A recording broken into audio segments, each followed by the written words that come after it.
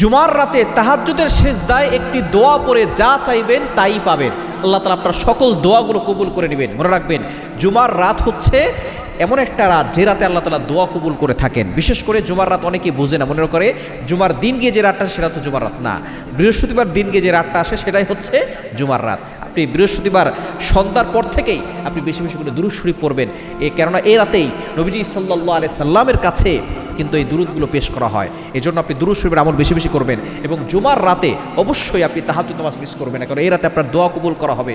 আপনি তাহাজ্জুদের নামাজ, আপনি ফরজ এবং ওয়াজিব যে নামাজগুলো আছে সেখানে সেজদায় গিয়ে আপনি দোয়া করবেন না, তাসবিহ পড়বেন।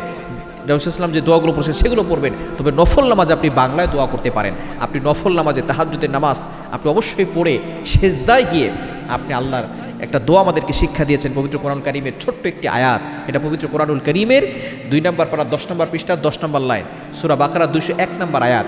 রব্বানা আতিনা ফিদ দুনিয়া হাসানা ওয়া ফিল আখিরাতি হাসানা ওয়া কিনা আযাবান নার। এই ছোট্ট দোয়াটা আপনি সেজদা তাসবিহ পড়ে 10 বার পড়ে আপনি আল্লাহর কাছে দোয়া করবেন। দেখবেন জুমার রাতের আল্লাহ তাআলা আপনার সকল দোয়াগুলো অ্যাকসেপ্ট করে নেবেন, কবুল করে নেবেন। আল্লাহ পাক রব্বুল আলামিন আপনার সকল চাহিদা পূরণ করবেন।